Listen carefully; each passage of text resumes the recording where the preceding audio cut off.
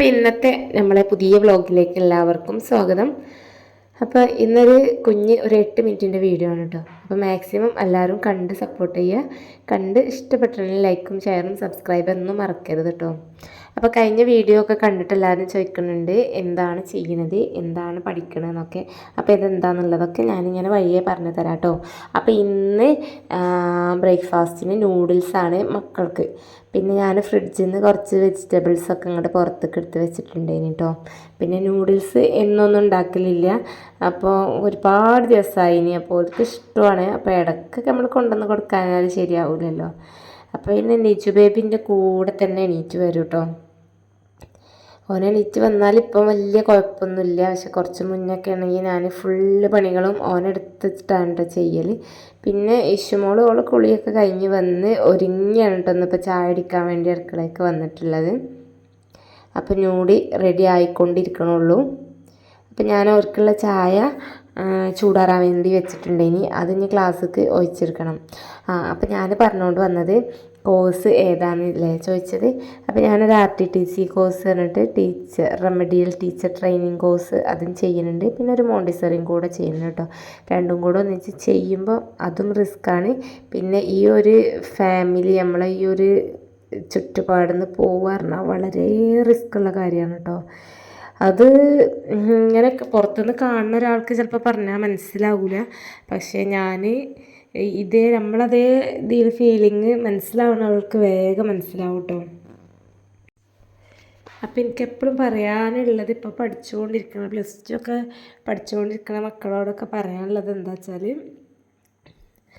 നമ്മൾക്കൊരു സർട്ടിഫിക്കറ്റ്, ഒരു ക്വാളിഫിക്കേഷൻ ഉള്ളൊരു സർട്ടിഫിക്കറ്റ് നമ്മൾ പഠിച്ച് വാങ്ങി വെച്ചാൽ നമ്മൾക്ക് ജോലിക്ക് നമ്മൾക്കെപ്പം ആവശ്യം വരികയാണെങ്കിലും അത് ഉപയോഗിക്കാം. അതിന് വേണ്ടിയിട്ടാണ്. അതില്ലാതൊരു +2 ലെവലൊക്കെ ആയിട്ടുണ്ടെന്നുണ്ടെങ്കിൽ നമുക്ക് ഒന്നിനും അപ്ലൈ ചെയ്യാനും ഒന്നിനും പറ്റില്ല. നമുക്ക് ആവശ്യം ഉണ്ടാകുമ്പോൾ ഉപയോഗിക്കുക എന്നുള്ള രീതിയിൽ നമ്മൾ പഠിച്ച് ക്വാളിഫൈ ചെയ്ത് അവിടെ വെക്കുക. പിന്നെ ആവശ്യം ഉണ്ടാകുമ്പോൾ എടുക്കുക. അല്ലാന്നുണ്ടെങ്കിൽ ഇങ്ങനെ റിസ്ക് എടുത്തിട്ട് നമ്മൾ പിന്നെ ചെയ്യുക പറഞ്ഞാൽ ഭയങ്കര റിസ്ക്കുള്ള കാര്യമാണ്. അത് ഞാൻ വീണ്ടും ഒന്ന് ഓർമ്മിപ്പിക്കുകയാണ് കേട്ടോ. ചില ആളുകൾക്ക് ഈ ഒരു ടൈമിലൊന്നും നമ്മൾ +2 മാരേജ് ലൈഫ് അങ്ങനെ ആകുമ്പോൾക്ക് പിന്നെ എന്താ പറയുക, ആ ഒരു കുറച്ച് ടൈം ഒരു 5-6 വർഷം അവൾക്ക് പഠനത്തിനോടൊന്നും താല്പര്യമില്ലാത്ത ആളുകളാവും.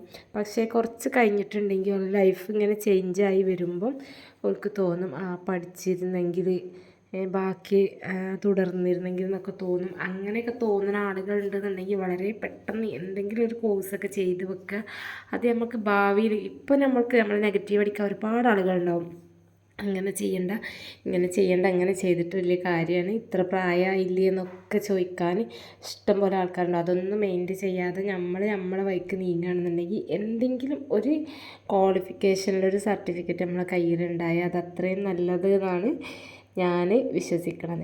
അങ്ങനെ ഓംലെറ്റൊക്കെ അടിച്ച് റെഡിയാക്കി നമ്മൾ ഇന്നിപ്പോൾ ബ്രെഡ് ഓംലെറ്റാണ് കേട്ടോ ബ്രേക്ക്ഫാസ്റ്റിന്. മക്കൾക്ക് നൂഡിൽസും കൊടുത്ത് ഞങ്ങൾക്ക് ഇതുമാണ്.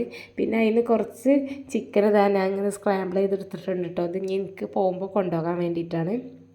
അപ്പം ഞാൻ ബ്രെഡിൻ്റെ ഉള്ളിലേക്ക് സ്ക്രാമ്പിൾ ചെയ്ത ചിക്കൻ തന്നെയാണ് വെച്ചിട്ടില്ല കേട്ടോ. അപ്പം ഞാൻ കുറച്ചധികം കുരുമുളകൊക്കെ ഇട്ടിട്ടുണ്ടായിനി. അപ്പം നല്ല ടേസ്റ്റാണ്. പിന്നെ മക്കൾക്ക് ഇന്നിപ്പം പൊട്ടറ്റോ ആണ് കേട്ടോ. അപ്പോൾ അത് ഫ്രൈ ആക്കാൻ വേണ്ടിയിട്ട് അടുപ്പത്ത് വെച്ച് കൊടുക്കുകയാണ്. പിന്നെ ഇന്നിപ്പോൾ കൈപ്പങ്ങ ഉണ്ട് പുറത്തേക്ക് എടുത്ത് വെച്ചത്. അപ്പോൾ ഇതുകൊണ്ട് എന്തെങ്കിലും ആക്കണം. അപ്പോൾ ഞാൻ കറി ആക്കാൻ വേണ്ടിയിട്ടാണ് ഇങ്ങനെ അരിഞ്ഞത്. പിന്നെ കറി ഇക്കാക്ക് വലിയ ഇഷ്ടമില്ല. ഞാനാണെങ്കിൽ കറി കൊണ്ടുപോകലുമില്ല. അപ്പോൾ എനിക്ക് തോന്നി ഉപ്പേരി റെഡിയാക്കാന്നുള്ളത്. അപ്പം അങ്ങനെ ഫസ്റ്റ് ഞാൻ 2-3 ദിവസമൊക്കെ കറിയൊക്കെ കൊണ്ടുപോയിട്ടുണ്ടായിരുന്നു കേട്ടോ. പിന്നെ കറി ഞാൻ കൊണ്ടുപോകലില്ല. ഉപ്പേരിയൊക്കെ 2-3 ടൈപ്പ് ഉണ്ടാകുമ്പോൾ പിന്നെ കറിൻ്റെ ആവശ്യമില്ലല്ലോ. പിന്നെ നിജു ബേബിക്ക് ചായയൊക്കെ സിറ്റ് ഔട്ടിൽ കൊണ്ടുവച്ച് കൊടുത്ത് ഇനി കൈപ്പങ്ങ റെഡിയാക്കിക്കൊണ്ടിരിക്കുകയാണ്. കടുക് പൊട്ടിച്ച് കറിവേപ്പിലിട്ട് വറ്റൽമുളക് ഇട്ട് സവാളയും കൈപ്പങ്ങയും കൂടെ ഒന്നിച്ച് ഇട്ട് കൊടുത്തിട്ട് ഉപ്പും മഞ്ഞൾപ്പൊടി ഇട്ടിട്ട് നന്നായിട്ടൊന്ന് മിക്സ് ചെയ്തെടുക്കുക. പിന്നെ കുറച്ച് തേങ്ങയും കൂടെ ഇട്ട് കൊടുക്കണം കേട്ടോ. ഒരു 2 ടേബിൾ സ്പൂൺ തേങ്ങയൊക്കെ ഇട്ട് കൊടുത്താൽ നമ്മൾ കൈപ്പങ്ങ നല്ല ടേസ്റ്റാണ്. പിന്നെ താളിപ്പ് ഉണ്ടാക്കണം.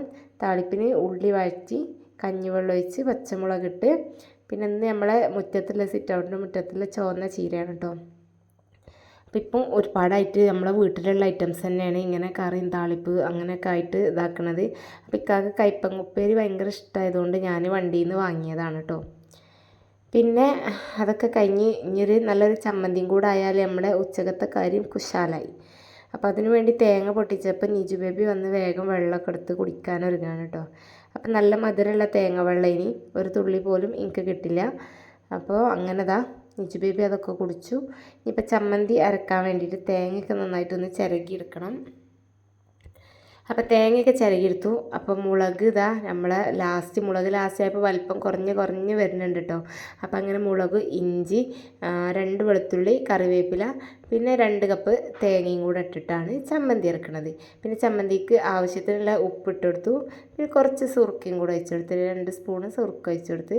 പിന്നെ നമ്മളിത് സാധാ നമ്മുടെ നാടൻ മല്ലിച്ചപ്പാണ്. അപ്പോൾ അതിട്ടിട്ട് ചമ്മന്തി ഇറക്കുമ്പോൾ ഒരു നല്ലൊരു ഫ്ലേവറാണ് കേട്ടോ. അപ്പോൾ അങ്ങനെതാ ചമ്മന്തി നല്ല സൂപ്പർ ചമ്മന്തിയാണ് ഇങ്ങനെ റെഡിയാക്കിയാൽ. അപ്പോൾ എല്ലാവരും ട്രൈ ചെയ്ത് നോക്കണം കേട്ടോ. പിന്നെ ചമ്മന്തിയൊക്കെ ഒരു പാത്രത്തൊക്കെ മാറ്റി വെച്ചു. നമ്മളെ പൊട്ടറ്റോ ഒക്കെ ഫ്രൈ ആയി കിട്ടിയിട്ടുണ്ടേനി. അതിനിതാ മക്കൾക്ക് ചൂടാറിയതിന് ശേഷം ഓൽക്കുള്ള പാത്രത്തിലാക്കി കൊടുക്കാൻ. ഓൾക്ക് പിന്നെ സ്കൂളിൽ നിന്ന് ഫുഡ് കിട്ടണോണ്ട് ചോറ് കിട്ടണോണ്ട് നമ്മൾ ചോറ് കൊടുത്തയക്കേണ്ട ആവശ്യം ഇല്ല. കൂട്ടാനും വെള്ളമൊക്കെ കൊടുത്തയച്ചാൽ മതി. കൂട്ടാൻ്റെ ആവശ്യമില്ല, അവിടുന്ന് തൈരും കാര്യങ്ങളൊക്കെ കിട്ടും. അതൊക്കെ കഴിഞ്ഞ് ഒരു മദ്രസൊക്കെ വിട്ട് വന്ന് അപ്പോഴാണ് എനിക്ക് പോകാനുള്ള തിരക്ക്. എഴുതാനുണ്ട്, കുറച്ച് ഹോംവർക്ക് ചെയ്യാനുണ്ട്. രാത്രി മക്കളെ കൂടെ ഇരുന്ന് കൊടുക്കുമ്പം എൻ്റെ വർക്ക് അവിടെ പെൻഡിങ്ങിലാവും. അപ്പോൾ ഞാനിനി പോകണതിൻ്റെ മുമ്പ് എഴുതിയിരിക്കണം. അപ്പോൾ ഇഷുമോൾക്കുള്ള ബെൽറ്റ് കെട്ടണം, മുടി കെട്ടണം എന്നൊക്കെ പറഞ്ഞിട്ട് എൻ്റെ അടുത്ത് അങ്ങനെ വന്ന് നിൽക്കണം കേട്ടോ. അപ്പോൾ എഴുത്ത് കഴിഞ്ഞാൽ പിന്നെ ബുക്കും കാര്യങ്ങളും റെഡിയാക്കി വെച്ചാൽ പിന്നെ ഓല ഒരുക്കി പറഞ്ഞയച്ചാൽ മതിയല്ലോ.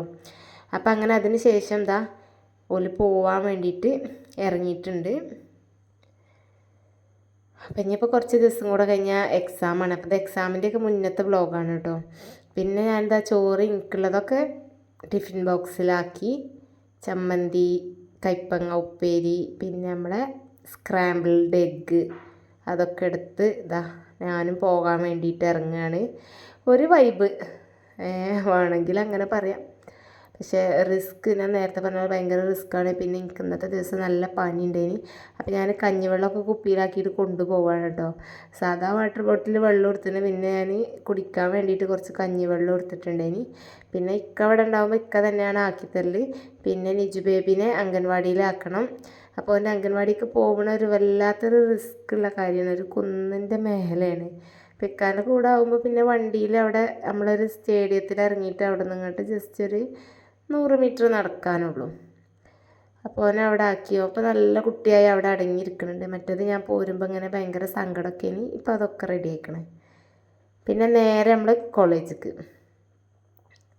അപ്പോൾ നല്ല രസം പുറത്തേക്ക് നോക്കിയപ്പോൾ. അപ്പോൾ ജസ്റ്റ് ഒന്ന് ഇങ്ങനെ കണ്ണോടിച്ചതാണ്. പിന്നെ അവിടെ എത്തി. എന്നും ഇപ്പം ഞാൻ നേരം വൈകലാണ്, 5 മിനിറ്റ് ഞാൻ എന്നും വൈകും. ഇനിയിപ്പോൾ മാക്സിമം നേരത്തെ ഒരുങ്ങാൻ നോക്കണം. പിന്നെ ക്ലാസ്സൊക്കെ കഴിഞ്ഞ് ഞങ്ങൾ പോന്നപ്പോൾ തന്നെ ടീച്ചർ കുറേ ഇങ്ങോട്ട് കൊണ്ട് നടന്ന് വരുന്നുണ്ട് കേട്ടോ. അപ്പോൾ നമ്മളിതാ ഓനൊക്കെ കൊണ്ട് വീട്ടിലേക്ക് പോരുകയാണ്. പിന്നെ വീട്ടിൽ ഞങ്ങളെ ഇറക്കിയിട്ട് ഇക്ക പോയി. പിന്നെ ഇന്നത്തെ ദിവസം ഇതിൻ്റെ ബാക്കി വീഡിയോ ഇനിയുണ്ട് കേട്ടോ. അത് ഞാൻ പിന്നെ അപ്ലോഡ് ആക്കുന്നുണ്ട്. ഇനി പുതിയൊരു വീഡിയോയുമായി വീണ്ടും കാണാം. Okay, by.